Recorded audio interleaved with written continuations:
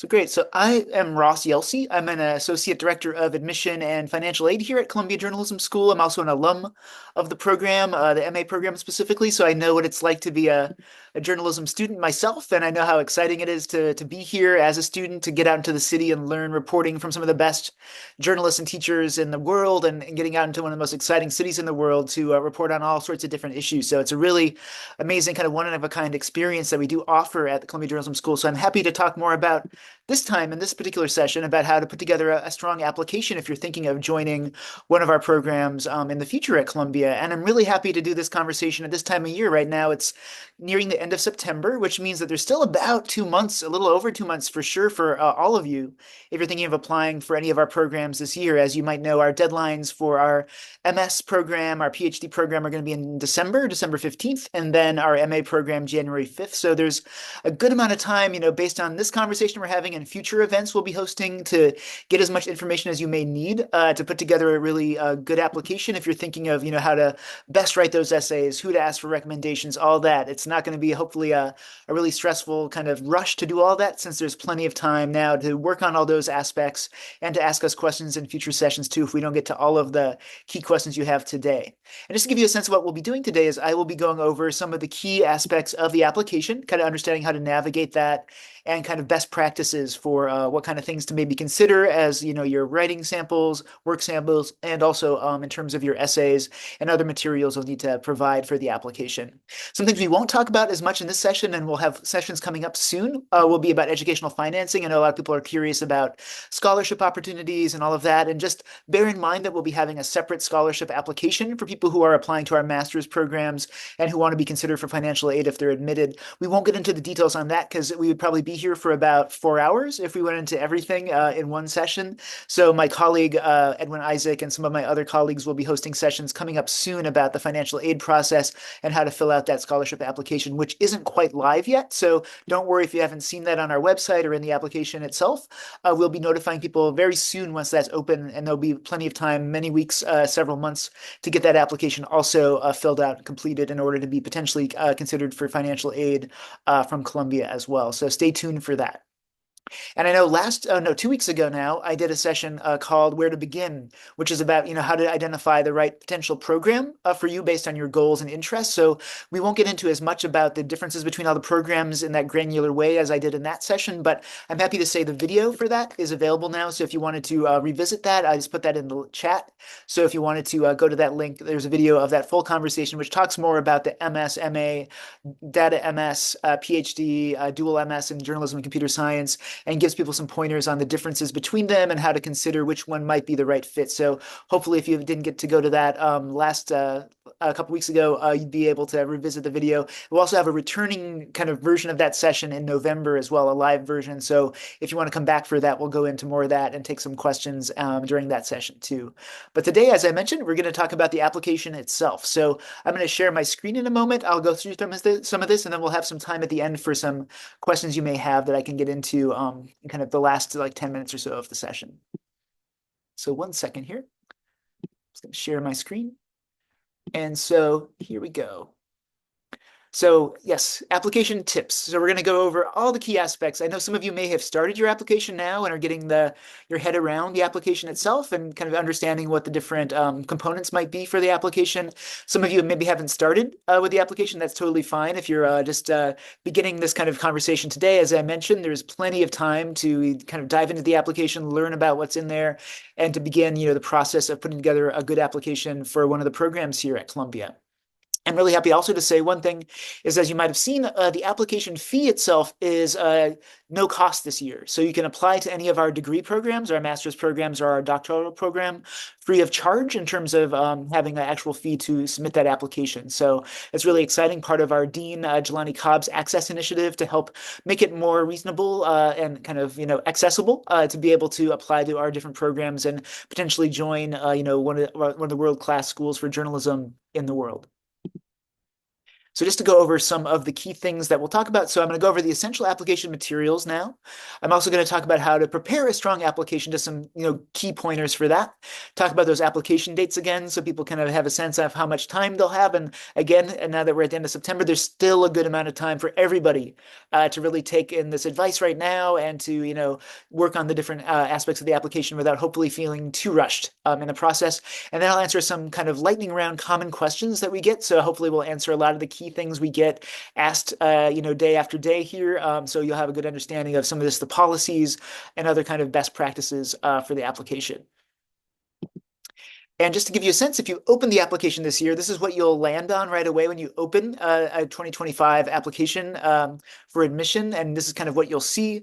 And if you're seeing the screen, we'll kind of talk about these different things you'll see on the left-hand side of the application. So the things that you'll need to fill out. I won't go into all of those again, because I know that it will take us, multiple hours to talk about every little piece of that application. But I do want people to understand some of the most important things to know about how to navigate the site and to, where to find places to upload the right materials, and some of the questions we get a lot in terms of where to find, the areas that are the most important when you are doing your application for Columbia. So again, you'll get this landing page here, and we'll talk more about some of the key things, especially the essays, how to make sure that you populate the application with the material, prompts that you need for your particular program, all of that good stuff. So in terms of the essential application materials, I'm going to start with the essays. So just so people know kind of the main parameters for an application for any master's degree applicant, no matter whether you're applying to our MS program, our MA program, our MS documentary or investigative specialization, or our data MS, there's always going to be two essays that are going to be required no matter what. And those are an autobiographical essay and a professional essay. And you see that those are both 750 word maximum for those. So they need to be pretty concise in terms of what you are putting into the application. Now, if you are applying for any specialized degree, including the MS investigative, MS documentary specialization, the MS data journalism program, or the MA program, in one of the concentration areas that you need to identify as the one you would choose to focus on, you would need to write a third essay, also 750 word maximum for that, in terms of explaining why you want to specialize in whatever that area that is. For a lot of our applicants who are applying to our broader MS program, you don't need to worry about the third essay. You're just applying to our broader program, which is a great program that does encompass a lot of different areas of journalism. So if you're applying to the broader MS, you just have to do the two essays. But again, if you're choosing to specialize in something specific, then we'll want to know why. And that's what that third essay will be about. And for PhD in communications applicants, we ask for a personal statement, similar to an autobiographical essay, also 750 word maximum, and an academic interest essay, which is a 750 word maximum essay as well. We'll be a little bit more driven on, instead of professional goals for the PhD, more about what kind of things you'd like to research, the type of topics, the reason that, our particular type of program, which is very interdisciplinary, would be the right home for your particular type of research interest. So that's what that essay would be about if you are seeking admission to the PhD program. And so, as I mentioned already, I'm repeating myself again, but for applicants to the specialized journalism masters, any of those will want that specialized essay, because we want to make sure if you are going to be a part of a more specialized program, that you're going to be happy to be there once you arrive, that you're not like, oh no, actually, I wasn't sure I really wanted to do documentary at this level. This is like a little bit too focused for me. We want to know that, of all the options we have at the school, you've decided to seek out a more specialized path for a specific reason. So that essay will be helpful for us when we are admitting people to the specialized programs. And now just a common question we get for the application when it comes to essays is, how do I get the essay prompts? Sometimes people will write to me and be like, I can't find the essay prompts. It's a blank screen. So if you look on the left side of the screen right now, you see what that looks like. And so you're like, oh, wait, there's no essays. What do I do? The key thing to remember is that you first need to go above there to the program of interest area and identify which program you're applying for. So is it MA or MS? Is it the MS broader program? Is it the MS investigative specialization or the MS documentary? Any of those. The reason that you need to do that first is because that will determine which prompts for essays you will get. So if you do, say, broader MS, then you will get two essay prompts, the autobiographical and the professional. But if you do seek one of the other programs that has a specialization, then you'll get another prompt for that specialization. So remember to first do that part, identify your degree program of interest in order to actually get the essays and the instructions for that before you're able to do those essays and upload them. And in terms of the work samples, that's another key component to the application. For applicants to the MS programs, you need to have three work samples.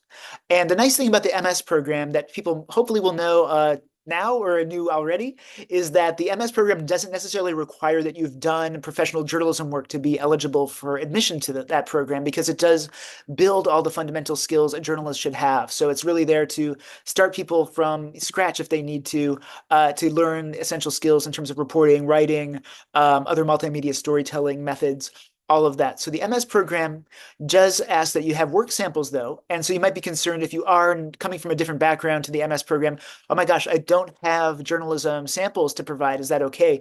The answer is yes. So it can be journalistic. So if you've worked at a college newspaper, magazine, if you've worked at a radio station at your college that you have clips from, that's great. Definitely think about including those. We'd probably recommend that if you do have journalism experience already. But if you are new to journalism, you can also have clips from other contexts. So that could be academic clips or other professional work. So that includes like essays you've written for a class, more of a research paper that you wrote for a class. It could be a memo you wrote for your workplace or some sort of report you did for your workplace, a presentation you did for your workplace. All of those could be potentially be good work samples if they show your writing and communication skills and your analytical skills. That's what we really want to look at. So it could be from any type of context as long as you're kind of focusing on things that can show that kind of quality about your abilities, whether it's in a journalistic context or not. So again, samples do not need to be published. Again, we're looking at the quality of the writing and the analysis. If you have multimedia samples, and a lot of people may have had that because they've worked in audio or video and want to show us some of the things they've done already, that's great. Because we have so many applications that people are going to be reviewing during the applications cycle, we ask that you excerpt whatever kind of work sample you have in those formats to no more than 3 minutes of whatever that larger piece may be. As much as we'd love to listen to like a 30-minute podcast or a 25-minute, watch a 25-minute documentary, we wouldn't have the time to do that for everybody. So we just need a 3-minute clip. I know that's kind of tough sometimes to choose an excerpt, but we just ask for you to find like a moment, whether it's a key, interview moment, whether it's something else that you feel like is a really strong, moment from that larger work to just take an excerpt of that. If you can edit that out and then give us a sample of that. And you can also leave a memo and upload a written piece that gives us a little bit more of a context if it's not very clear. Say if it's a podcast and you're giving us 3 minutes, but we don't really know what the larger project is about, you could upload a sample, an essay to kind of basically supplement that sample, saying, this was about X or Y, and the larger piece is this, and this particular 3-minute clip is like an interview with this person who's more, understandable because they're involved with this other type of this with the rest of this larger topic, basically. So giving us context for that would be very helpful. And then we ask that for whatever samples you include, if they're written, they be single byline, which means that, they're things that you wrote yourself. It can be things that maybe if they're published, that were edited by an editor, that's fine. But if you are working with another colleague or more than one colleague on a research paper or on a journalistic piece, we ask that you not include that for the application purpose because we'd prefer to see things that you pretty much worked on and wrote yourself. So no multiple byline pieces for the samples in terms of the written format. And now, if you've been working in another language that's not English and that you have samples, that's great. We would be happy to see those, but you do need to have those translated. You can do it yourself. No official translation needs to be done. So if it's in German, for instance, you can translate that from the German to English if it's in written format. And if it is a multimedia clip, so if it's an audio interview or something that's in German, we would ask that you do a transcription where you write up like basically a written transcription of that in English that would provide the actual translation of that content. So we do ask that everything obviously be available in English because not all of our admissions readers, some of them speak many languages, but we can't assume that they'll be able to understand things in other languages. So always English in terms of the translation that you provide. And we ask that the samples, all three work samples, if they're written, be no more than 15 pages when you combine all three. So you might have one that's particularly long and two shorter ones. It doesn't matter how proportionately long they are, but we ask that they be no more than 15 pages altogether. And sometimes that means you may need to make an excerpt too of a larger piece. So if you're uploading an essay you wrote for college and it was like 20 pages, that one essay, we'd ask for you to like excerpt, as much as, possible to not exceed the 15 pages max for all three samples. And again, you can leave a note about the larger context of that piece if it's not entirely clear from that written sample that you do provide the excerpt of. Now, for applicants to the MA program, it's a little different because the MA program, as I went over in the session last week, is one that is expecting that people have already worked at the professional level in journalism. So we do prefer very strongly that the samples you include for the MA application be published journalistic work, either published in a professional journalism outlet or maybe by a campus publication if you've worked for like a student newspaper, a student magazine, or intern somewhere else. You can include those samples. So we ask for the MA program, since we are looking for people with the experience in the field to generally have published pieces. But the same general parameters are there, no more than 15 pages combined. We do ask for everything to be, of course, translated to English for the MA as well. So that's just something to think about for the MA because that is an experienced journalist focused program. And for applicants to the PhD program, we ask for 2 academic work samples in terms of what you'd be uploading as your work samples there. And that should be no more than 15 to 20 pages each sample. So they should be, substantial, but not much longer than that. Again, if you have to excerpt something, if you wrote a very large, essay or final kind of capstone paper for a college project or a grad school project, we ask that you again make a shorter version excerpt of that for us. Scholarly writing is preferred in terms of maybe something that you've done that was more like a research focused work, whether it was for maybe a major, like getting honors in some sort of academic major, or something you did in another program that was very substantial. It could also be essays or other works of substantial journalism. It's acceptable that way, especially if you're coming relatively fresh to the academic world for the program, but they should be works that show strong, analysis, writing skills, and research in those. And they should definitely be very focused on analytics. So like thinking through whatever kind of research topic or kind of academic subject you were kind of exploring, that you show your analytical skills and your writing craft in those samples. So that's what I'd focus on in including those. And they could be from, work you did your final year of your college program, or it could be something you did earlier. It doesn't have to be the most recent work, but definitely things that show your strengths at writing and analysis at the highest level in terms of what you're choosing to include for the PhD application. And then another essential part of the application will be letters of recommendation. We do ask for 3 of those for everyone who's applying to any of our programs. So the cool thing about this is, now that we're talking at the end of September, is that I always recommend, and I'll mention this probably again later, is to ask those recommenders as early as you can to start the recommendation process, which means that you can include their name and their email address, their contact email address in the application, as early as today, if you haven't already, and they will get instructions via email, like moments after you put their name and email in there, about how to fill out the recommendation letter and what the kind of parameters are and the deadlines and all of that, and they get all the instructions. And so I think it's always best, if you know who those people are going to be, to get that started as early as now, giving them several months to work on that, because I know it can be stressful for that person and for you if you do this maybe at the end of November or early December and give them only a few days to get this done when it's, the holidays are coming up in many places, end of academic year is coming up, or end of the academic semester is coming up for most people. So it gets more stressful the later you notify them, identify them. So if you know who they're going to be and you want to get the ball rolling now, I'd say just, start now. They can submit their recommendation letter even before you submit your application. So you don't need to wait until you submit it for them to do this process. You could do it as early as now again. And I always recommend that, just to make it a little more easy for everybody and not to feel like you're sweating it out at the last minute, that they're, they need to get this done. They're probably working on tons of other things at the same time. And again, it'll be much more smooth a process if you can get them started on their letters as early as October, potentially. So just things to keep in mind for this, for letters of recommendation. If you are fewer than 5 years out of your last academic degree program, you'll be asked that you have at least one academic recommendation letter writer, which can mean a professor or some other person that maybe supervised your work in a college or a grad school setting already.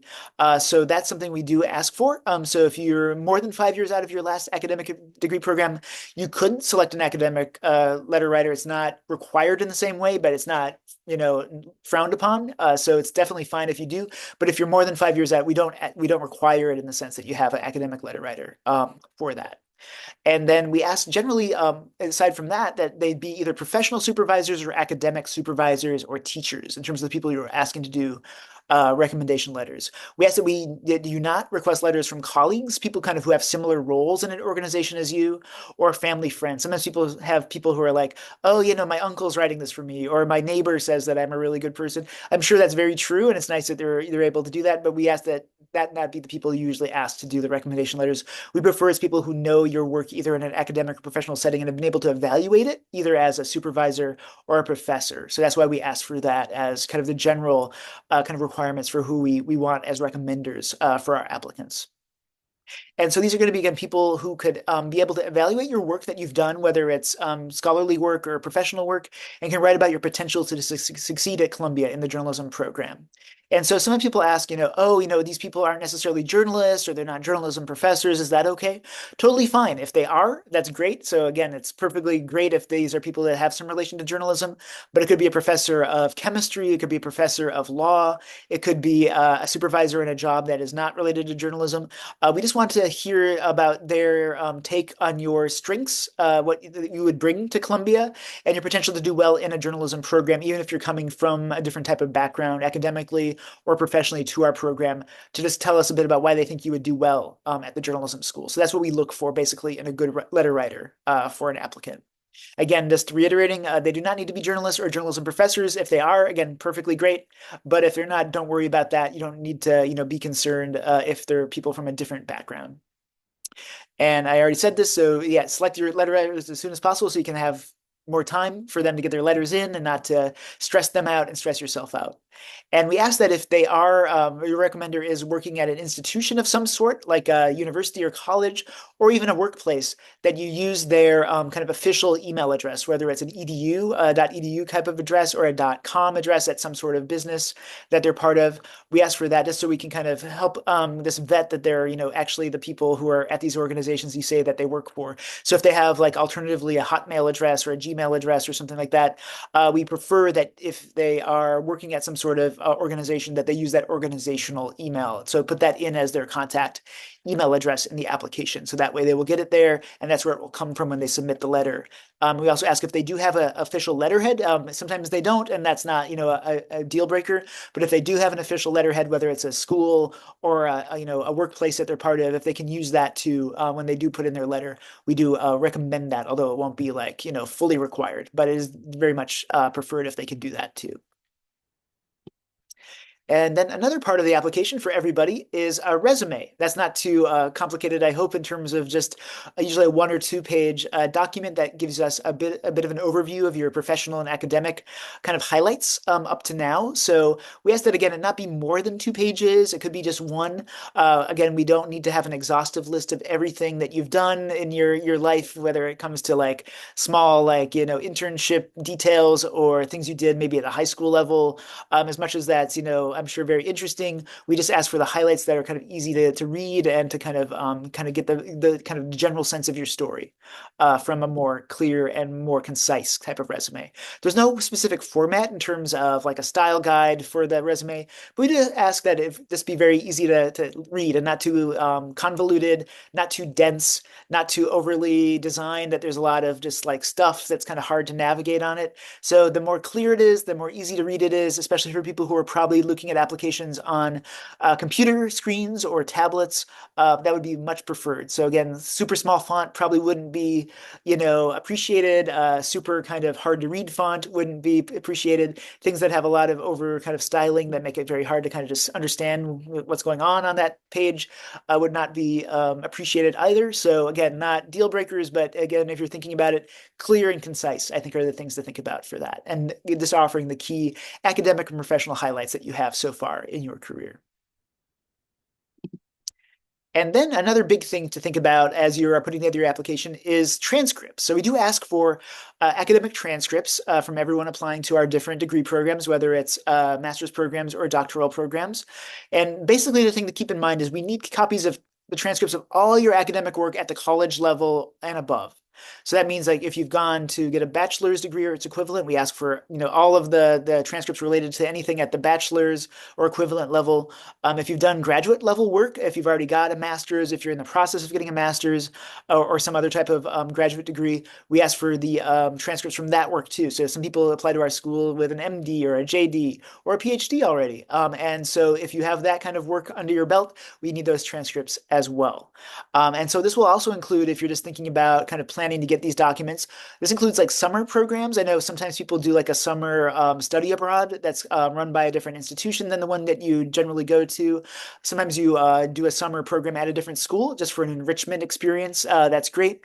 But we do want the transcripts from those programs. If you earned a grade or a mark at any of those schools, we do ask for that transcript. Even if it's just one class in a summer, we do want to see that. And again, if you've gone to any graduate program, we do ask for the transcripts from all of those if you've done that too. And another thing, if you've transferred schools, we know a lot of people may do that where they went to one school and maybe decided to go to a different school to finish their degree. Totally fine in terms of admissions, in terms of this seeing that happen. But we do ask for that we have the transcript from the school you transferred from and the school that you transferred to. So we do want all the transcripts. Sometimes people only provide the one that gave you their bachelor's, but we see that, oh, this person already went to another school for a semester or an academic year before that. Oh, so we'll have to contact you later if we do see that and tell you we need the transcript from that school you transferred from. So now that you're watching this and engaging in this conversation, definitely just plan ahead to get that transcript from a school that you transferred from as part of the application as well. So we want everything. It's basically the kind of the bottom line about this. For the application process, the copies are fine. So that means that if you have a PDF of a transcript or a mark sheet that you got from your registrar's office, you can definitely just upload that to our application. I'll show you how in a moment.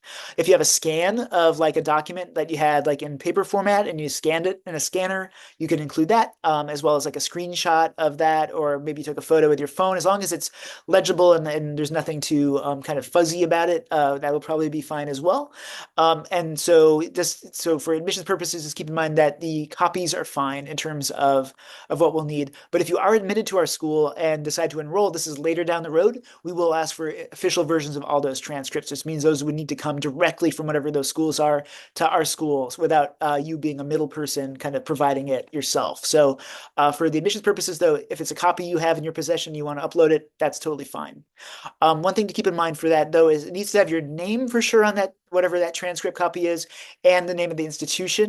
And if you did already receive a degree, like a bachelor's or its equivalent, or a master's or any type of other degree, we need to have it noted on that document wherever it might show up that you received that degree that's conferred. So we do want to see that there. We'll come back to you if we don't have that on that version. So you'll need to have a version that does show the conferred degree. Hopefully that's something you already have. But if you don't, for some reason, we'll just need that. So just bear in mind if you need to reach out to that institution for that document, we do want to see that the degree is conferred. That leads to another question we get, though, very often from people who are maybe in their final year of college or another type of graduate program, and they haven't earned the degree yet that they'll be having by the time they reach Columbia Journalism School, hopefully. And the answer to the question is, the question is it okay if I haven't completed my degree yet to apply to Columbia Journalism School? Yes, as long as you can kind of confirm and are confident that you'll have that bachelor's degree or its equivalent by the time you would enroll with us by that next August, basically. So if you're completing your final year, you can apply, give us your in-progress transcript, but we'll obviously be coming back to you if you are admitted to make sure by the kind of summer before coming to actually enroll at our school that we have the final degree conferred. So as long as you're on track for that, that should be fine. Now, if you are having electric documents sent to us, if you want to send an official version already, that's fine. We would appreciate that too. And make sure those are sent from whatever registrar's office that is to the apply.journalism@columbia.edu email address. So that means that there's a lot of other schools at Columbia. There's many graduate schools here. Just to make sure that things get to the right place, they should be sent to our email address, apply.journalism, so we'll be able to upload that to your file. And not to other Columbia graduate schools schools or undergraduate schools. So if you ever get some sort of document clearinghouse website that asks where to have this transcript sent to, if you put like Columbia University generally, or if you put Columbia University Graduate School of Arts and Sciences or Columbia School of the Arts or something like that, keep in mind that will not come to us and we will not be able to find it. So it will just kind of go into the ether basically, and we will not be able to get it. We'll have to get that later again too. So make sure if there's any time where you are actually having something sent to us directly, that you make sure it's the journalism school, the Graduate School of Journalism, that the document is being routed to, as opposed to some of the other schools, because we won't be able to retrieve anything that's, mistakenly sent somewhere else. Now, how do you actually upload those transcripts if you have a copy in your possession? It's sometimes not entirely intuitive. We know our application page sometimes it requires a lot of kind of scrolling down to find things. So when it comes to the transcript uploading, note in the education section, which is in our application, there'll be an area where you can add an institution. So this is where you can add as many any degrees, any schools that you've gone to prior to applying to us. So we just need to put in the name of that school and let us know what degree you received or will be receiving. If you went to a program that didn't have a degree, like a summer program or some sort of other enrichment program, that's fine. You can say no degree. And you want to put in the dates generally that you attended, from when did you start to when you finished or when you will finish. And then when you put in the school, whatever institutions those are, and you can put as many as you need to in that area, you can go to the bottom of the add institution box. And so basically on the right-hand side of the screen here, you see an area with the arrow pointing to it saying choose file, PDF, or scan pages. And that's where you will upload the particular transcript or mark sheet related to that particular school. So that's the way to do that. So sometimes it takes a while to kind of figure out that at the very bottom of that box is that particular uploading button, but it's there. You just have to scroll down to the very bottom to have that uploaded. A question we also get is whether we'll need English language versions of your transcripts. The answer is yes. So some schools, if they're in a different language, may have a kind of simultaneous transcription in English of the mark sheet, whether it's in Danish, it's in Danish and English. But if you have a school that only can provide it in the kind of native language of that place, we would ask that you have that also verified through a service like WES or another one of our verification transcript services.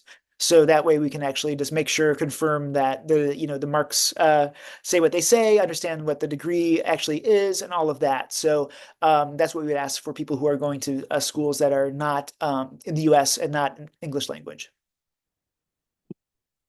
And then a big question we get a lot are about English language requirements in terms of test scores for international applicants. So this is in regards to our TOEFL or IELTS requirements. For master's degree applicants, just keep this in mind. So a TOEFL or IELTS score is going to be required if English is not your first language and if you did not complete your bachelor's degree or its equivalent in an English language institution.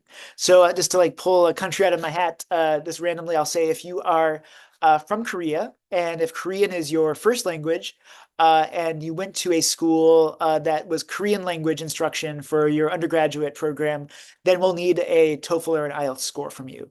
If you're from Korea, Korean is your first language, and you went to school in Korea at an English language institution, or you went to school for your bachelor's degree in Canada or the US or the UK or Australia or wherever it might be, and it was taught in English, then you do not need to have a TOEFL or IELTS if your undergraduate degree program was taught in a English language institution. So that's kind of a distinction to make. And bear in mind that the minimum for the scores that we look for is at 114 TOEFL and an 8 for the IELTS. Those are relatively high, I know, but because a lot of the work that our students will be doing is going to be writing, listening, reporting in English, that we want to make sure people have the requisite kind of English skills to not have to have a lot of challenges trying to do that right away in our program, since it is a very hands-on program that does require talking to a lot of people around the city, mainly in English here.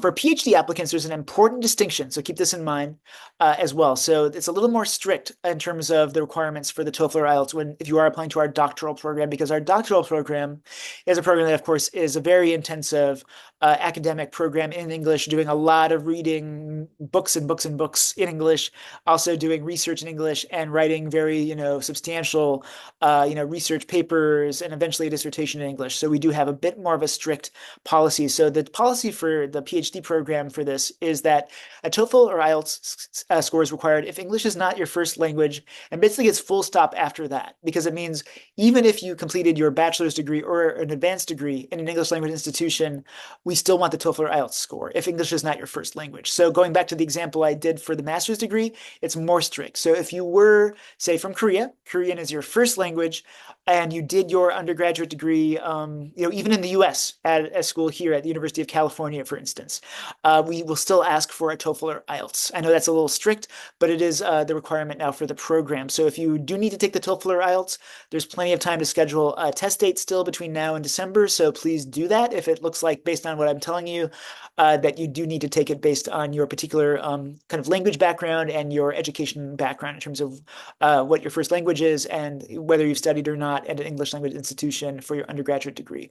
Keep in mind that if you did undergraduate degree in a non-English language institution, but you got a master's in an English language institution, we'll still ask for the TOEFL or IELTS. So again, we get questions about that, but it's very much contingent for the master's program on whether you did your bachelor's degree or equivalent in an English language institution. So again, we do not have a lot of waiver policies for this. We don't really waive it. So please, since there's plenty of time now, get those test dates, scheduled so you can get those scores into us. All right, and then another test that we talk about sometimes are the GRE, the graduate school test that is done through the College Board. The good news for the master's degree applicants, GRE is not required or considered. So sometimes people ask like, well, I know it's not required, but should I take it and still send it in? The answer is no. We don't really look at the GRE for master's degree applicants for any of our MS or MA programs. So don't take it for the sake of taking it for the master's degree. If for some reason you're taking it for some other reason and you want to send it to us and it's no charge, you can, but just note that we're probably not going to really evaluate that as part of your application package for the master's degree. So the GRE is not something that you'll need to necessarily schedule if you're a master's degree applicant for any of our programs at Columbia. Now, another important distinction, for the PhD program is that you do need to take the GRE now. It is now required for all PhD in communications applicants. So the GRE is something you will need to take. It's something that we've reinstated starting the cycle. Again, I know that's another thing to have to prepare for, but again, you have about a little over 2 months to take a GRE session, which I know can be done, I think in a lot of different testing kind of situations. So please make sure to get that scheduled as soon as you can, and know that the school code to have the GRE sent to is 2120 for the GRE. So that's the PhD only though. So if you're a master's applicant, do not have to worry about the GRE, but PhD applicants do need to take this test and have that score provided by the time we are evaluating applications. And now another thing to talk about, another test, is the writing test. And so this is something you might have seen on our website. It might cause a little bit of stress because it's a test in the sense of having that in the name of what you need to do. And this is going to be for all Master of Science program applicants. So if you're applying to the MS program, whether it's the documentary program, the broader program, the investigative program, the MS in data journalism, the part-time, whatever it is, you're going to need to take the writing test. It's also going to be required if you are an MA applicant who decides that you also want to be considered for the MS. Since if you do indicate that in the application, that means that you would be potentially admitted to the MS in the future. So even if you're, applying primarily to the MA, but want to be secondarily considered for the MS, since you are MS considerable, we do need you to take the writing test in that case. If you're an MA applicant who's only applying to the MA, does not want to be considered for the MS, then you do not need to take the writing test. It won't be part of the requirements for that program. So the writing test is something that is not quite open yet. So again, don't be concerned if you've, looked on our website, checked your inbox, and there's no, writing test instructions or kind of next steps yet. This will be coming pretty soon, probably in the next few weeks, and we'll be emailing everyone who started an application about how the writing test will be, available and to give you instructions on how to do that. And basically, you'll be notified in terms of how you can schedule this session. It can be taken on your computer, probably the computer you're on right now, as long as it has a camera and camera and audio kind of setting on it. So it could be on a laptop, could be on a personal computer. It could be in something you can take in your dorm, in your apartment, in your home, at work if you're in a kind of a private setting. So again, not too restricted in terms of where you'll be able to take this. It's pretty flexible in that sense. And it's something where you'll be able to schedule a date that works for you. So the nice thing is you won't be like given an email saying you need to take this test tomorrow at 4 p.m. It'll say like, here's a menu of days and times that are open to schedule this. Choose one that works for you. You can register for your session. And if you need to reschedule, you'll be able to do that too, as long as you don't wait to the last minute. So again, like the recommendation letters, I say, schedule the writing test. Obviously you might want to take a little time before you take it if you don't want to take it right away. But I would say, if you cannot schedule it the last possible day, that's always the best in case there's a technical difficulty, in case you have something else that comes up that's a conflict, or whether you have, an illness that you have to deal with, something like that. I'd say always, have a little time budgeted so you will have, a little time between the day you want to take this and the last possible date to take it, in case you do need to reschedule for whatever reason. And now an online proctoring service will administer this test. So again, it will be able to be done through this proctoring service. And it'll be something where the proctor will basically just freeze the screen, so you won't be able to use, say, ChatGPT these days, or Grammarly, or other kind of web browser resources. But I should say that it's something people shouldn't be too stressed out about, again, because it's not really a test in the sense that you should need a browser or other kind of resources in order to take it. It's going to be usually probably two open-ended questions that you'll be given in this writing kind of exercise, where I'll ask you, here's some scenario, here's some situation, here's some kind of broader question. Tell us about how you might approach this, situation or this type of question. It's not going to be there to catch you not knowing about current events. So it won't be asking you like, who is this prime minister, or who is this ambassador? What was this conflict about, from last week? It's not going to be a test of your current events knowledge. So as much as it's good to be, always keeping an eye on the news globally or internationally or wherever it might be that you're kind of focused on, it's not a test to kind of check on whether you've been, up to date on all the things that are happening. There's so many things happening in the world. I know that it's hard to do that in full detail about all the things anyway. But you shouldn't be concerned that you should be taking notes, or, getting a kind of a sheet of, key figures to be prepared to write about. It's not that kind of test. So again, it's going to be mainly designed to give you the chance to write in about 60 minutes. So maybe you have two questions in 60 minutes, half hour each maybe, to write a few paragraphs about how you might approach these situations. And we just want to see how you're able to, without the aid of other resources online, kind of convey your thoughts clearly to us, concisely and clearly. That's basically it. So it's a way to kind of understand your thought process and your ability to convey that, again, in a cogent, clear way. So that's really the way to think about this particular type of test. And again, it's not a test that has a right answer. It's not a test that has a score. There's actually no like scoring for this. So people aren't, starting out with 100 and people deduct, points for whatever reason. It's not that thing at all. It's basically something we look at holistically with the rest of your application. So we just want to see how people can convey their thoughts clearly in a short amount of time, which is something we feel like journalists, no matter what type of field they might be working in the future, should be able to do. So that's basically what this is about. So again, don't feel like it's a test that's like an exam, like an SAT or some sort of other type of test that's really there to kind of, catch you, catch you kind of maybe making mistakes, or catch you not being aware of certain, things we think you should know about already. It's not that kind of thing. It's really about kind of your ability to communicate clearly. And now here's some key things about how to prepare a strong application. I know I've woven that into a lot of the commentary I've given about all these aspects. But in terms of the key things I want to say that kind of answer the core questions we get about the application process, the thing, no matter what program you're applying to, is to focus on the essays. I think overall, in terms of how you're thinking about the application, the essays are going to be really your way to tell your story to us in the application. And the cool thing about our programs is that, if you're applying, especially in the US, if you've applied to US undergraduate programs, you might know it's kind of stressful because you're kind of trying to apply, to kind of make a case for yourself for a kind of undergraduate program, no matter what major you might eventually take. So you're kind of saying, I'm a great student for this kind of overall program, even if I decide to be a philosophy major or a chemistry major or economics major or a pre-med major. You're trying to kind of make a holistic, big case for yourself. The less stressful thing I think about applying to the journalism school is you're really trying to make a case for why journalism is what you want to do next. So you can really target those essays and that kind of story you're telling about why you really want to be in a journalism degree program. And I'm going to speak more specifically about the master's programs right now, since those are pretty much professional programs, really there to build your professional skills to work in journalism or an industry that's journalism related. So we want to know why, based on all the educational options out there, you really want to be in a program that's going to be about building really amazing journalism professional skills.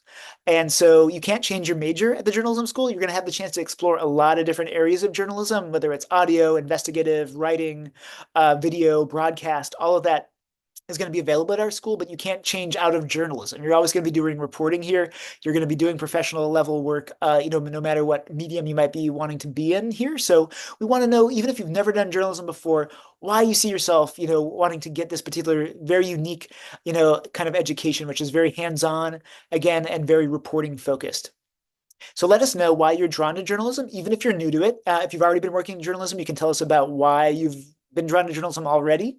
And you want to tell us a little bit about what maybe some experiences, some issues, individuals, or works of journalism, whether they're books or documentaries or podcasts, have kind of shaped or motivated you to want to go further into this field. So tell us a little bit about that.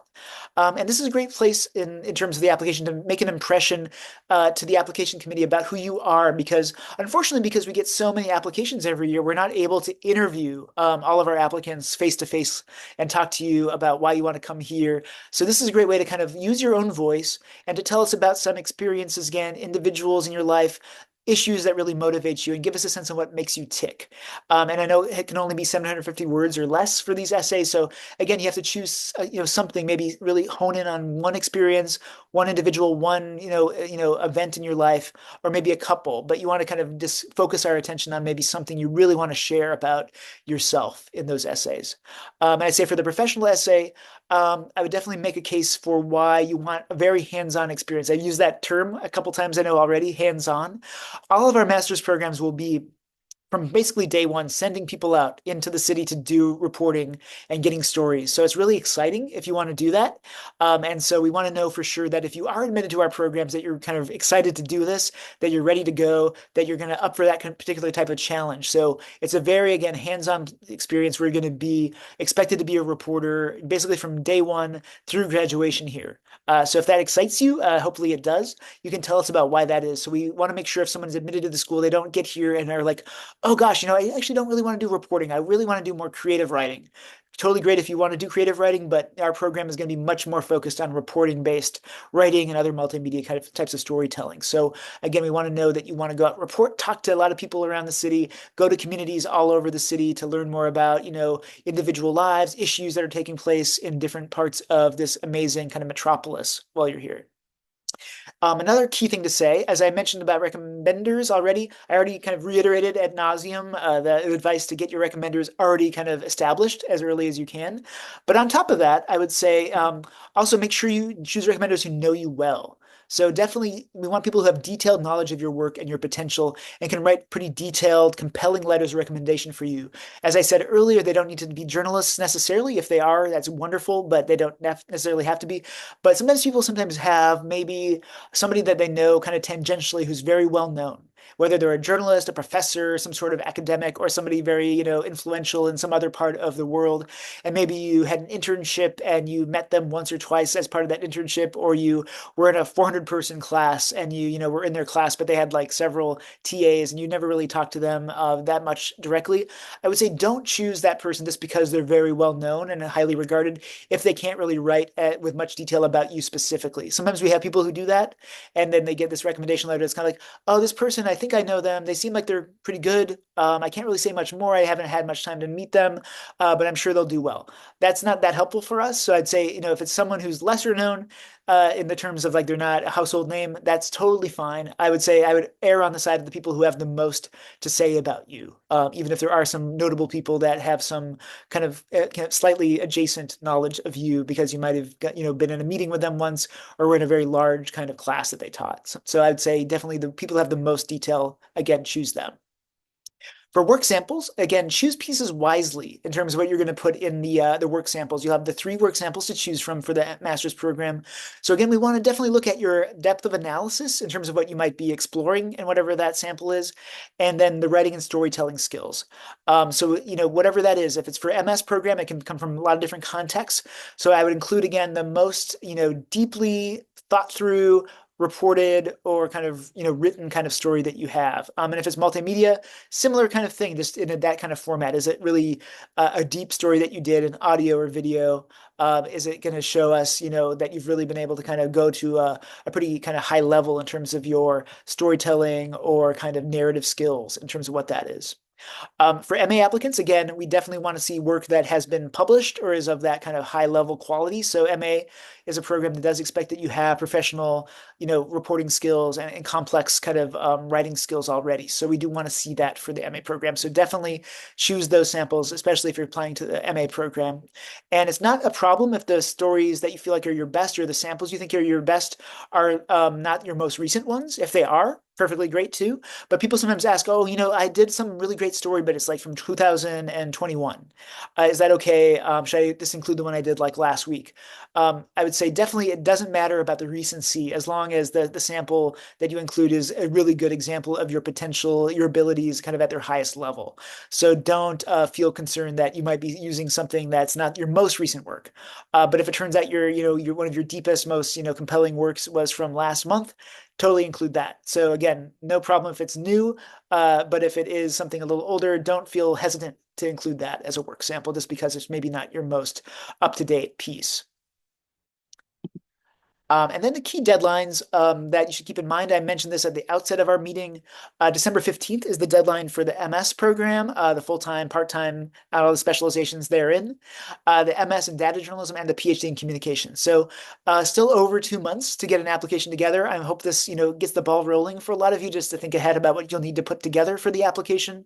So again, don't, feel like hopefully that you're too rushed to do a lot of this now. Plenty of time to get the materials kind of sorted out, start to draft those essays, to ask those recommenders, to choose the samples wisely, to get any transcripts you might need ordered if that turns out you still need a few things that we'll need for the application. January 5th for the Master of Arts program, so a bit longer in terms of time for people to get that application in. And then January 15th is the latest possible deadline, and that is for the dual MS in journalism and computer science. So that's a degree for people interested in doing kind of a dual degree in those two fields, and you'll have a bit more time for that. But December 15th is probably going to be the deadline for the most people on this call. So just keep that in mind. And we'll also be notifying people soon, if you join us a little later in this chat, about the scholarship application process, which we're not going to talk about today, but there will be a separate scholarship application that we'll be giving instructions for, having webinars about soon. And those materials for that scholarship process will be due likely in December as well. So just keep that in mind if you want to be considered for financial aid for our master's programs, to look for our emails about that, to come to our sessions about those, and to make sure you get all the materials in for that, which is a separate application than our application for admission, which we're talking about today. And now I'm going to do a kind of a lightning round of common application questions, which we get day in and day out here. So I want to make sure that I can cover those for you all, and then we'll give a few minutes for some questions from the rest of you. So here's a few questions we get. This is why can't I apply to several Columbia degree programs at once? So sometimes people want to do this. They want to apply to the MS in data journalism and the MS documentary specialization and maybe the MA program too. The reason that we would not want you to do that is because we want to make sure that you're coming to a program that's the right fit for you. So if you're thinking you still want to be in 3 different programs at once, then that's probably not a good sign about whether you've kind of figured out what your particular degree fit is. And you can definitely meet with us about that, talk it over. But it's not a good sign if someone's being, considered for 1 degree program, but they've also applied to 2 other ones. It means that maybe your mind isn't made up again about what is the best fit for you. And so sometimes the answer to that, and not in every case, sometimes it will be one of those specialized programs, but sometimes our broader MS program, and I talked about this earlier in our Where to Begin session, is our broader MS, because the broader MS program does have training in a lot of different areas of journalism, not at the depth of the specialized programs, but could allow you to explore some video journalism as well as investigative journalism, as well as some data journalism, just not at the level you need to specialize in. So think about that as well too. So don't submit several applications at once for our programs at the journalism school.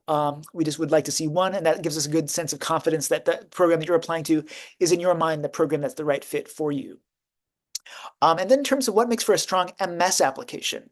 Now, the MS, as I said earlier, is a program that doesn't require that you've already done journalism to be a good applicant for that. A lot of people have some experience in journalism already, maybe at the college level, maybe at the professional level, and want to go deeper into journalism through the MS program.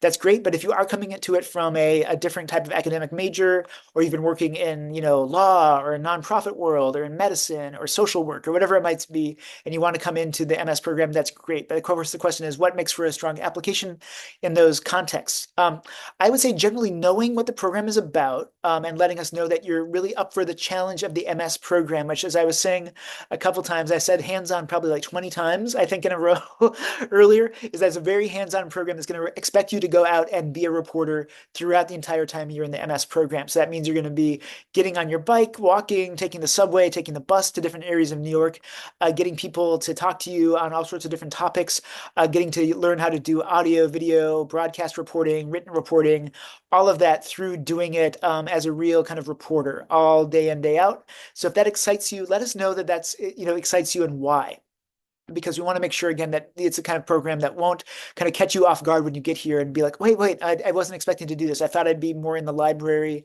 kind of, reading books and, maybe writing an essay here and there.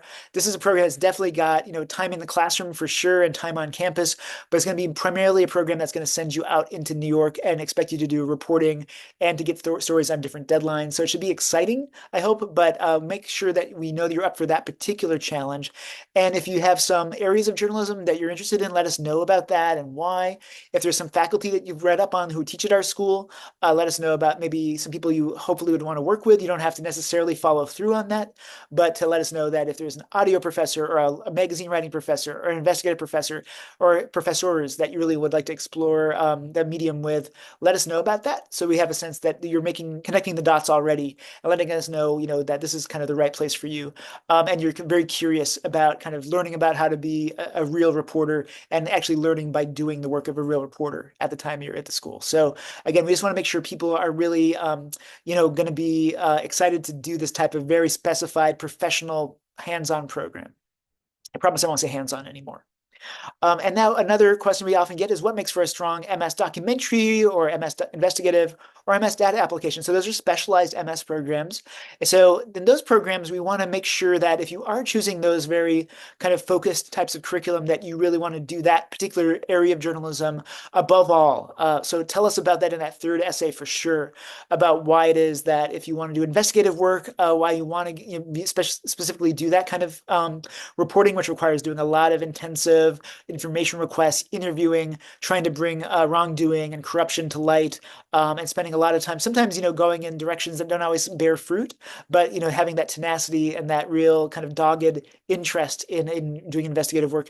Documentary, let us know why you really want to follow the path of other documentary filmmakers and doing very hands-on, I said it again, reporting, that reporting-based documentaries, that you really want to explore social issues, cultural issues through documentary filmmaking, and really want to get that very specialized skill set in documentary film and in journalism. So let us know why you want to do that. And data journalism, let us know why you really want to spend a lot of time looking at data flows, information that comes from governments or from, about climate or about business or about all sorts of different things, why you want to spend a lot of time exploring data and making sense in stories out of data. Those programs don't require, again, that you've done a lot of reporting or work professionally in those areas to be admissible to them, but we want to make sure that's a good fit for you. So if you are, again, wanting to be in a specialized program, we want to know for sure that if you are admitted to that program and join that program, that you aren't kind of, again, like surprised by the fact you really have to focus on that kind of skill set above all in the program. And for the MA application, what makes for a strong MA applicant? I would say people who have done journalistic work at a high level already. You might have read on our website that we usually ask for people to have at least 3 to 15 years of work experience in journalism for that program. I'd say that's generally the case, but definitely we do admit people every year who have fewer than 3 years of experience in professional journalism if they can show in their application that they've done very high level work in reporting, analysis, and kind of depth of reporting in terms of what they're able to show us in their work samples. So that means either you've had internships already where you've done that kind of high level work, or you've done very advanced work maybe in your undergraduate publications. Maybe you've been the editor in chief of your campus newspaper or your campus magazine, and you've done some really in-depth reporting already for those publications. You may be admissible for the MA. If you have no work samples that can show that you've done high level reporting and kind of analysis in journalistic context, I would say apply to the MS program. It's totally great if you're coming to us fresh without doing journalism already for the MS program, but for the MA program, we do want to see that you can do essential complex reporting already through the work that you're able to upload in your application. For a strong PhD application, we do ask for people to definitely, connect the dots in your academic interest essay about what you want to research and explore academically with what our particular expertise is at our school. So we do have a core faculty at our school of 3 faculty members right now who do work with the PhD students very intensively. Their names are Andy Tucker, Richard John, and Michael Shudson. They're generally historians and sociologists who work on questions about media and history, media and law, media and society through a lot of different kind of techniques. But they will be the key people you'd be working with. And also, it's a very interdisciplinary program, which means you can weave together different methodologies for your research between, say, communication and history and sociology, anthropology, political science, all sorts of different types of things. So we want to know, again, through the academic essay about why our kind of program, which is very small and very interdisciplinary, is kind of what you want to do based on your particular interest. So if you are coming to this application process and you haven't really researched our faculty in this program, the 3 members, and got a sense on what other kind of faculty are out there in the different departments, do that now and make sure that, if you did come to Columbia for the PhD program, that you'd have the right type of mentorship and guidance for your type of research questions. And to definitely just make sure that we know that too in the essays that you're providing for us. Again, it's a very small program, and it also is one that really requires that you have an interdisciplinary sense of focus in terms of how you might weave together your kind of research questions. If you wanted to be a kind of a full-on historian, full-on sociologist, that's great. I would probably say apply to a history program or a sociology program in those cases for your PhD. But if you want to weave together different methodologies, then our PhD program might be a good fit because it does have that kind of interdisciplinary focus to it. Here's a big question we get for people applying to the master's programs and also to the PhD program. Are TOEFL or IELTS waivers possible?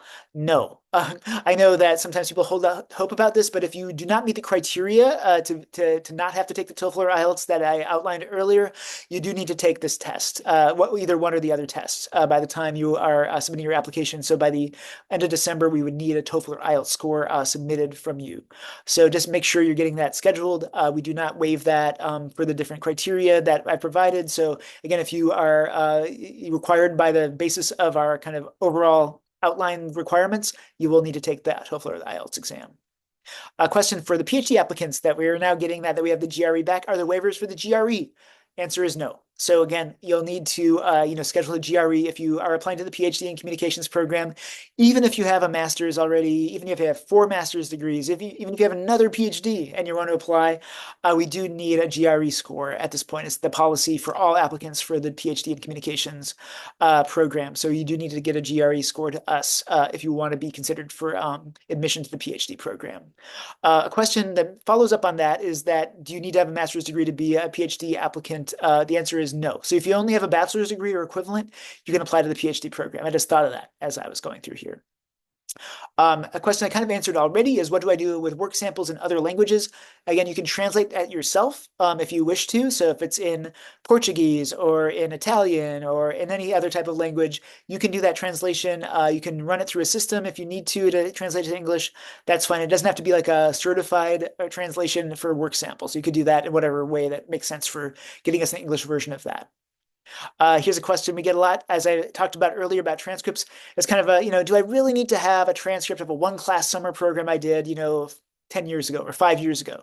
The answer is yes. So definitely just, now that it's still September, if there's some sort of summer course you did and you're like realizing you'll need to get that to us, just reach out to whatever that school is now. Hopefully it's not too cumbersome a process to get that transcript ordered or provided from that school, but just get that started now so you're not kind of trying to get that together at the end of the application process in December and, having to contact some school, where there's probably, a backlog of requests. So get that started early, get us that transcript if you need to.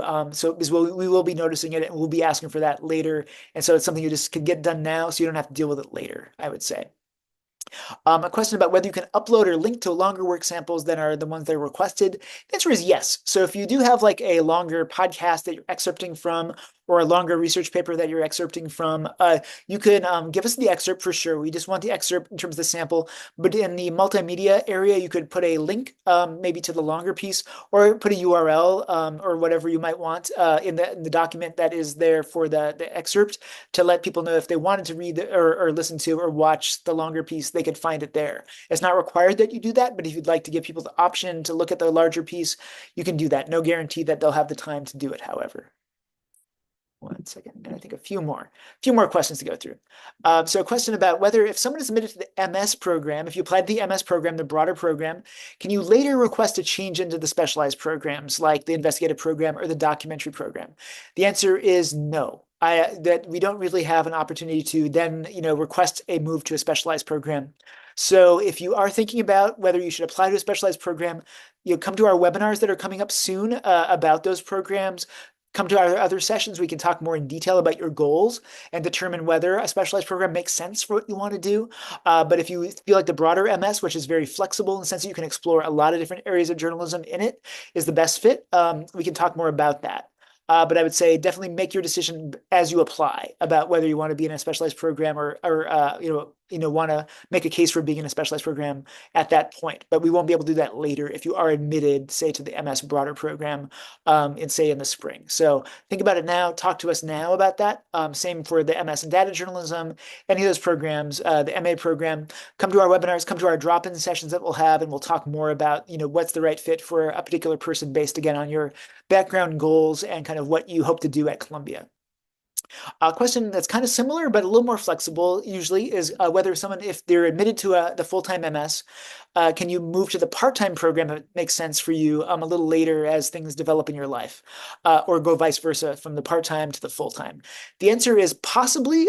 So if you are, say, admitted to the full-time MS, and you have something that comes up that makes the part-time more of an appealing option, reach out to us usually in the months and weeks before the actual program begins, if you're admitted, and we can talk about that. If there's room available in the part-time program, we may be able to shift someone into that program, and vice versa. If you are admitted to the part-time program, if you apply to that at the outset and you want to move to the full-time, if there's room available in the full-time program, we may be able to move you to that. No guarantee, but definitely reach out to us in the weeks and months before this program begins so we can try to make that happen in as smooth as possible way. It's hard to do that once you begin a program because of the way that the programs are configured.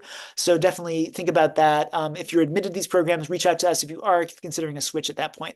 But bear in mind, if you are an international applicant and if you've admitted to the full-time, you've been admitted to the full-time MS, it's very unlikely you could move to the part-time because the part-time program is only generally for U.S. citizens and permanent residents who have work authorization. So people on student visas cannot shift to the part-time program or be considered for the part-time program anyway. So this is mainly for people who are U.S. citizens or permanent residents to think about. And here's a question again: why can't international applicants apply to the part-time MS?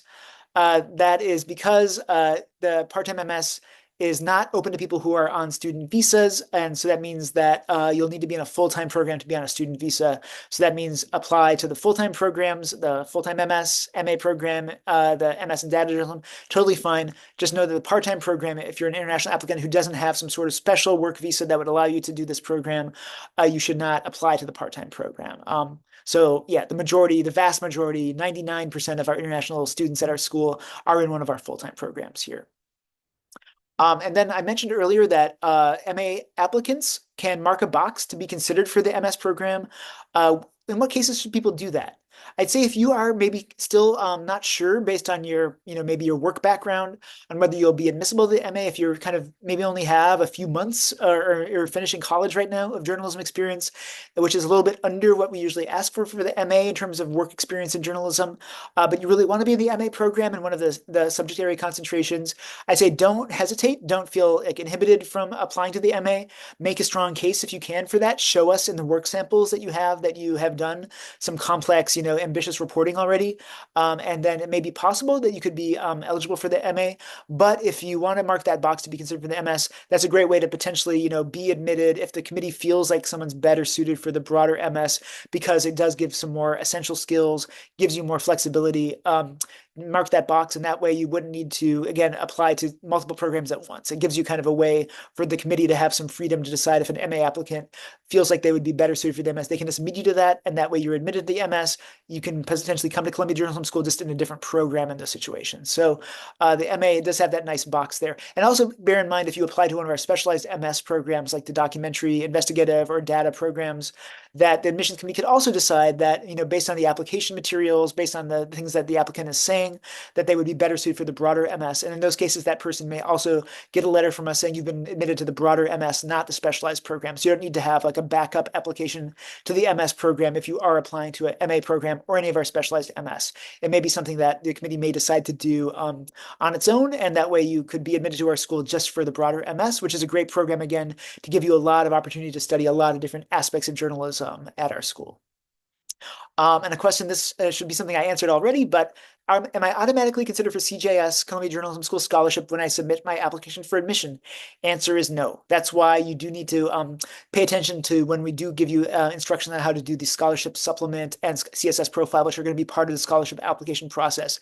You do need to submit all of those materials by the deadlines for those. We'll tell you more about that soon, but that means that you'll need to submit that before you know if you've been admitted to the school. So sometimes people do wait or they forget to do the scholarship application process, and they get admitted to our school, and then they're like, oh wait, I got admitted, I didn't think I'd get in, or I forgot about the application for the scholarship.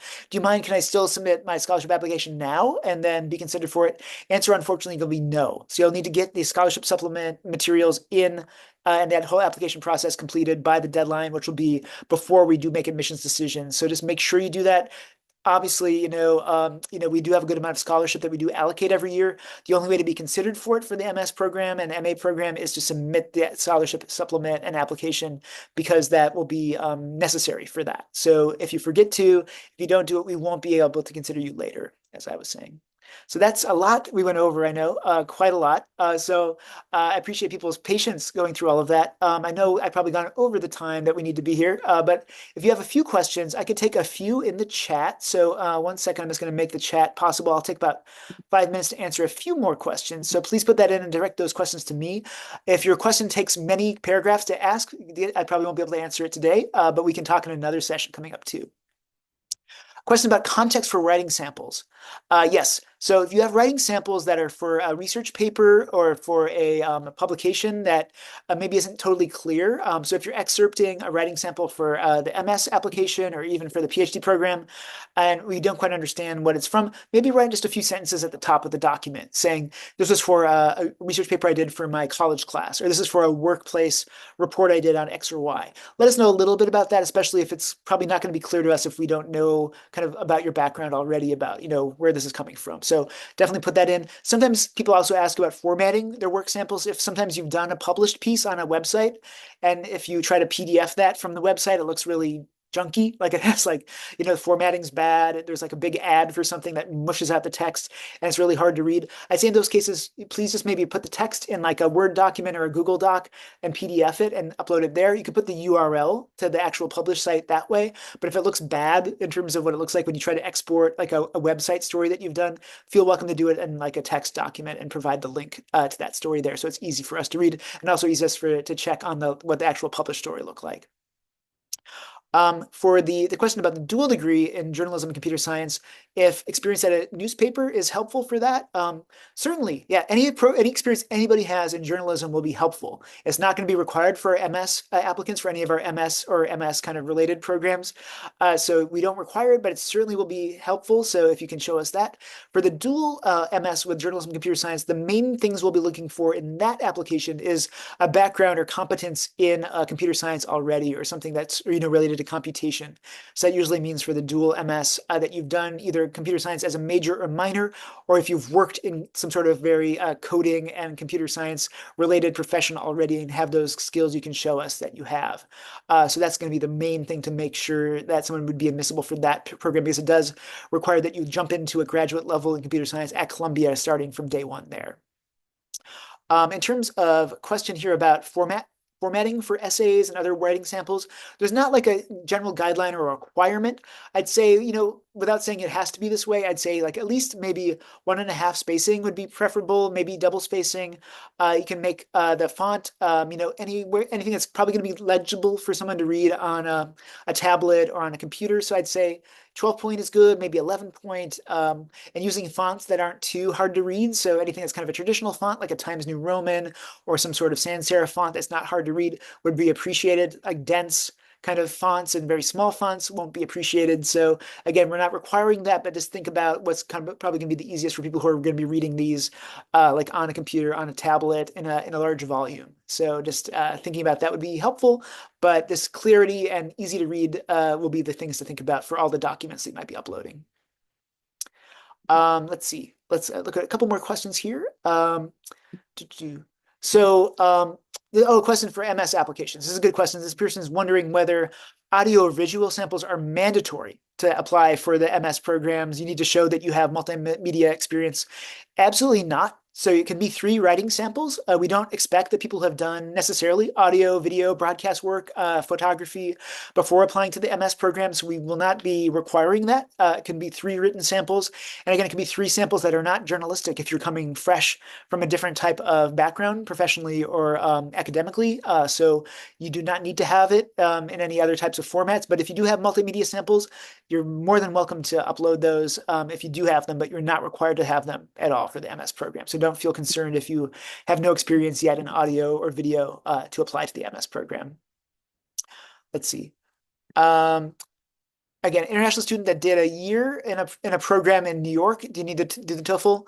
Potentially, if you're an international student whose first language is not English, and if you didn't do a full undergraduate program in an English language institution, you will need to do the TOEFL. So that's this is something to think about for the master's degree applicants. So if you did like a short program in English in the US, or you did a graduate degree program in the US in English, or another country in English, we still need the TOEFL if your undergraduate degree or its equivalent was not in English. So just keep that in mind. Even if you might have done some work, very advanced work now in graduate work in English, we still will need the TOEFL or IELTS if your undergraduate program was not in that not in the English language. Let's see. Is there a preference on what beat or topic your work samples are in? Not a preference necessarily. I know that it's probably kind of overwhelming sometimes to think about work samples because you might have a lot of different things you've done for different contexts, whether it's journalistic or academically or for your workplace. I would say generally we want to see the strength of writing and analysis or storytelling if it's in another format. So I would say if it's a narrative essay, if it's something that has a bit of complexity in terms of the analysis you're providing, we would prefer that. Of all the samples that you might be considering. So sometimes people might have a work sample that's a reported piece, but it's very much just like a who, what, where, and why. Like a car broke down on this intersection, there was something happened. It's basically just reporting what happened with no analysis. I'd say if you have that, that could be okay. But if you have samples that are more like thinking through some issue or kind of reporting through talking to different people with different perspectives about a topic, that would probably be preferable to just kind of a breaking news. This happened at this time. Here's the details, and that's it. So I'd say the depth of the work would be what I'd probably use to determine what the sample should be that I'm including in the application. Let's see. Look for a couple more questions here. If you have non-journalistic samples that are stronger than your journalistic samples, should we include those? That kind of follows up my question on the question I answered earlier. I would say probably. If you're applying to the MA program, I would say definitely we want journalistic samples above all, and ones that have some depth and complexity to them for sure. For the MS application, I would say yes. If you have like a very kind of basic, for lack of a better word, type of reported piece that's journalistic, and you're choosing between that and maybe a more interesting essay or kind of other type of research paper that you wrote, or some other workplace kind of analysis you provided, whether it's a report or something, I might err on the side of the more complex piece, even if you have a reported piece that's a little less deep or substantial. So again, if there's more substance to maybe something from another context, for MS applicants, I would say I would go with the more substantial kind of piece. Let's see, a question about whether, oh, okay. So for the application, just about the recommenders again. So we do ask that one letter come from somebody who's an academic, whether they're professor or works in an academic setting, if you're 5 years or fewer out of your last degree. So just remember again that if you are if you finish your bachelor's degree within the last 5 years, you're still in your bachelor's degree program. If you're in a master's degree program or another graduate degree program now, or you finish your master's or another graduate degree 5 years or fewer from now, I would say get someone academic, again, a professor or someone who worked with you academically as a reference for that. And then the applicants, let's see, asking whether they should provide two samples for academic context. Oh, so I think it's about the PhD application. The PhD application should be two academic work samples in terms of what you are providing for that. So again, since that's a very academic program based on kind of what you'll be doing there, we do want to see academic work. So research, essays, whatever it might be in an academic context. We did say, there's a caveat if you do have a very substantial, maybe strongly analyzed journalistic piece you might have worked on, like a magazine link story that you've done as a journalist, you could include that for a PhD application.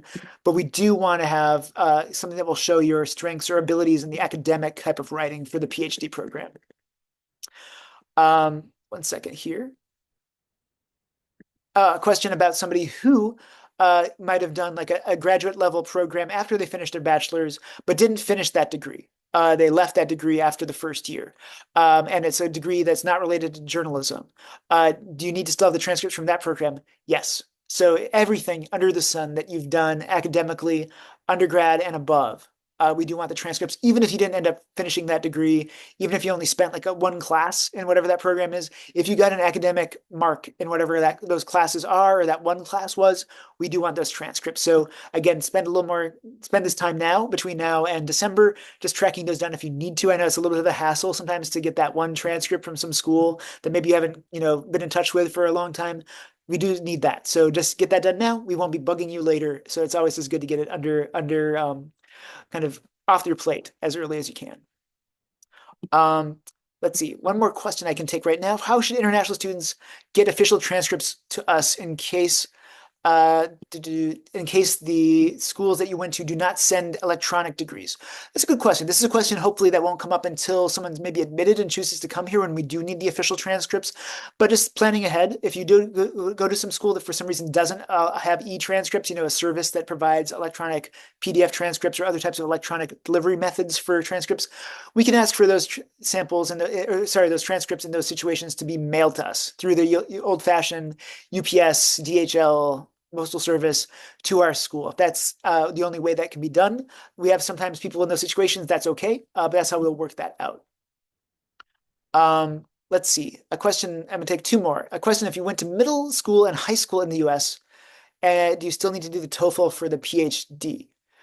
Yes, if English is not your original first language, yes. So that's another distinct thing about the PhD. PhD is pretty strict. If English is not your first language, full stop, you need to take the TOEFL or the IELTS for the PhD. And as the master's program, as I've noted, is a little less strict. So if you did go to an undergrad program in English, that will exempt you in a sense from taking the TOEFL or the IELTS. A question for academic writing samples. Do you prefer stronger writing voice or stronger analysis or a mix? Ooh, that's a good question. I would say that probably analysis, I would say on the whole, would be probably the most important thing for academic writing samples for the PhD. So we do want to make sure, that people who jump into the doctoral program, which is very much about doing intensive self-driven research and looking up all sorts of different materials, whether they're archival materials, social science studies, other types of materials out there that you know how to kind of weave together, understand, analyze, ask good questions about what these documents or materials are telling us, that you're able to do that pretty well right away if you come into the program. So the analysis we would see would probably be important if you have a good amount of voice in that. That's great, but you don't need to maybe as focused on that. I would say voice is something to think about very much in your essays, though, for everyone applying, just to make sure you're kind of speaking, writing authentically in your voice, giving us a sense on, again, what makes you tick, kind of who you are through the way that you want to tell the story about yourself in those application essays. All right, I know we're heading up to almost a half hour over the time we're supposed to end. So I'm going to put in the chat in 1 second a link to a link to our Meet With Us page, so you can come to more of our sessions. I know there's plenty more questions that I haven't gotten to because there's this, I'm sure, many questions that you all have. So we were going to have the chance to have drop-in sessions pretty much every Wednesday in the coming weeks. So starting this coming Wednesday through December, you can come to drop-ins to ask me or my colleagues questions about different things that are very specific to your case. We're also going to have a lot of webinars coming up about the degree programs themselves to learn more about what's the broader MS like, or what's the MS documentary program like, what's the MS in data journalism like. So you can get a better sense from our faculty and alumni about what those programs are like and determine, again, what your best fit will be, whether it's the PhD, MS, MA, any of those. We'll talk more in depth about those there, and you can get some questions answered. And again, there's plenty of ways to connect with our team in the admissions office about questions related to your application materials and other things that might come up as you're thinking about your transcripts, thinking about your TOEFL, thinking about recommenders, all of that kind of stuff. We're happy to take those questions in that setting. So thank you again for bearing with me. I hope this was really helpful for everyone to get a better sense on how to get a good application started if you haven't started one already, or how to continue working on your application. Again, I'm really happy that there's many months, at least two, to get your applications together. So start now, start thinking about all these things, start reaching out to the people or the institutions you need to just to get all the materials together. And don't feel rushed, I hope, and continue the conversation with us. We're going to be around through this whole process. We look forward to talking online or coming to have you visit us if you're able to do that, to talk more in person about our programs too, and to get your questions answered. So we will be chatting with you hopefully throughout the rest of the fall season, and look forward to seeing you at some more events very soon. Have a great weekend. Have a great rest of your Friday, and we look forward to being in touch. Take care, everybody. Bye.